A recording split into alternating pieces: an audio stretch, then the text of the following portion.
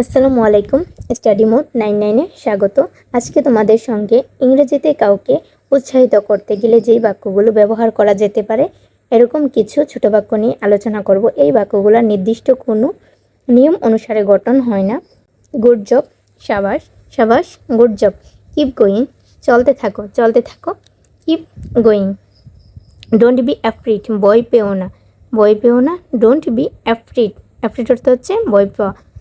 Never give up, হাল ছেড়ো না, give up ছেড়ে দেওয়া, নেভার গিভ আপ, হাল ছেড়ো না। দ্যাটস আ গুড এফোর্ট, এটা একটা ভালো প্রচেষ্টা। এফোর্ট মানে প্রচেষ্টা, দ্যাটস আ গুড এফোর্ট, এটা একটা ভালো প্রচেষ্টা।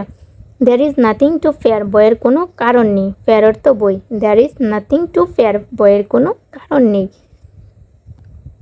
বিলিভ ইন ইউর সেলফ, নিজের উপর বিশ্বাস রাখো। বিলিভ অর্থ বিশ্বাস রাখা, ইন ইউর সেলফ নিজের উপর, বিলিভ ইন ইউর সেলফ নিজের উপর বিশ্বাস রাখো। ডোন্ট গেট নার্ভাস, ঘাবড়াবে না, ঘাবড়াবে না, ডোন্ট গেট নার্ভাস।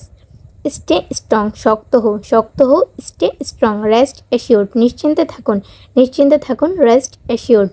অ্যাসিওর্ড মানে নিশ্চিন্তে, রেস্ট অ্যাসিওর্ড নিশ্চিন্তে থাকুন।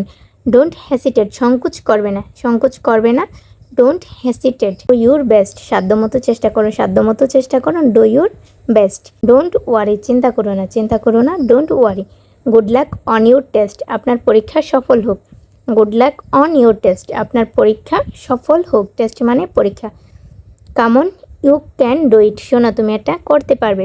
কাউকে উৎসাহিত করতে অনেক সময় এরকম কথা বলতে হয়, তাহলে তোমরা এটা ইংরেজিতে বলবে come on you can do it, শোনো তুমি এটা করতে পারবে। ভিডিওটি ভালো লাগলে লাইক কমেন্ট করতে বলো না, এবং যারা চ্যানেলটিতে নতুন চ্যানেলটি সাবস্ক্রাইব করবে। ধন্যবাদ সবাইকে।